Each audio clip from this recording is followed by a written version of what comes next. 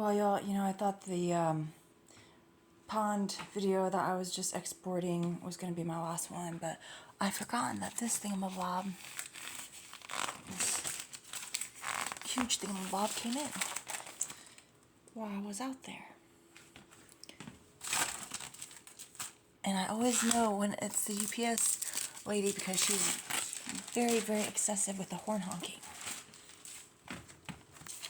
But she's very friendly too, so it's all good.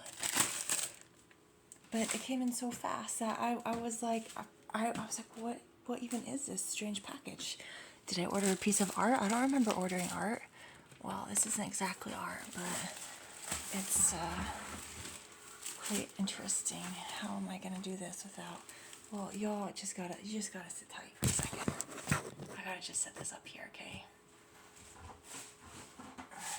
I took off one piece of slate already so that this would fit, and then what I'm gonna do is I'm probably gonna end up getting some of those little felt feet that I can put up on here so that it won't be resting directly on the counter. I don't know, I haven't really decided yet, but thanks for hanging out on hold on the counter. But this is basically my thingamabobber, and it's not fancy, and it's just a huge cutting board that is super massive. And I had to get this size because the other ones were a little bit too small. Like it was like, since it's not like custom sized, I just had to deal with it. So I might actually put my slate back up on there, and then when I put the feet on, if I decide to keep the slate, I might just put the feet boom, boom, boom, or something. I don't know. I haven't figured it out. But I'm exhausted. Wow, am I exhausted. I gotta get to my smoothie here in a second. I gotta drink that sucker and get some energy. Oh, snap. This is not gonna just come off so easy.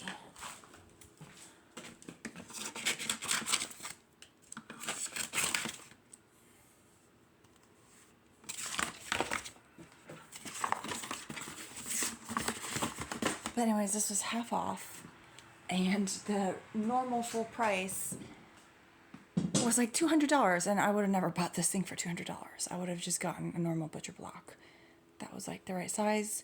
However, this was $100, which is still kind of expensive, but it's basically just a giant bamboo cutting board, and then it's got like this drip edge, which the butcher block would not have had, and then it also has like a little pour drip edge thing, but I just wish that they would have, well, I guess they actually indent it a little bit further here so it catches the liquid and then you can pour it out off the edge so that it's not dripping down the whole edge. So it is actually quite nice, and I'm actually really excited about this thing because, oh, well, I just gotta pull that paper off, but since I'm not going to be doing my outdoor countertop just yet for my outdoor kitchen, I'm going to be able to just set up like a couple, like a small stack of cement blocks, and then just set this across them and use it as an outdoor counter when I need to cook outside. When I feel like cooking outside, I can just move this and then wash the whole thing when I'm done. So I'm pretty excited. It's like multi-useful. This is probably not what most people would choose, and like what I might do is I might still stick something up in here to kind of like cover that or something, but I'm not super worried about it, and I feel like I'm gonna have good counter space. I am not gonna when I had the dishwasher with the built-in counter, I had my dish drying rack over there, and it would drip into the sink.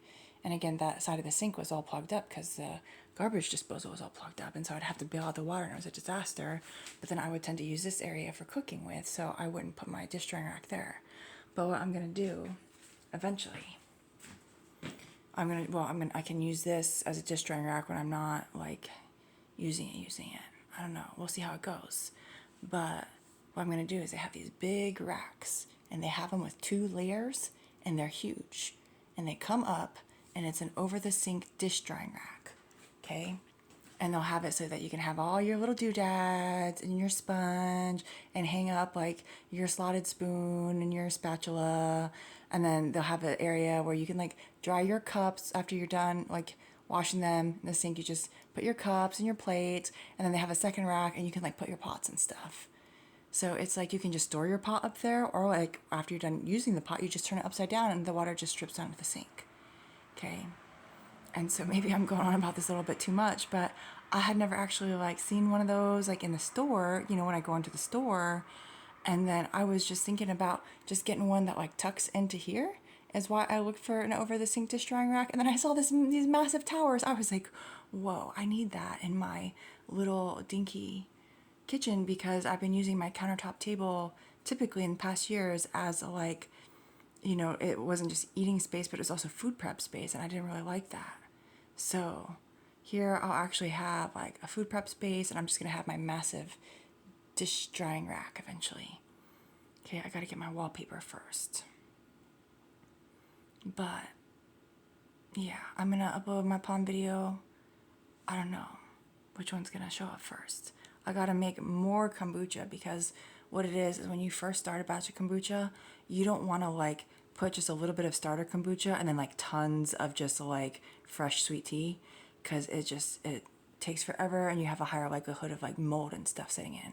So like I used a whole bottle of kombucha in there. They didn't have any plain kombucha in the grocery store, you know, so it was a little bit tough. I mean, I looked for one that I thought wouldn't have any antimicrobial like herbs or anything in it, because some things, if you use really strong ones, it'll kill some of the microbes. You know, like if you ferment coconut water, some microbes won't grow in that, for example. So I gotta wait, but that on that one a little longer. But I have this other one behind me that's a little bit further along that is actually ready for more tea, because I've been drinking out of it a lot. But yeah, kombucha and donuts and a few fried eggs is all I had. My smoothie's calling to me. Goodbye.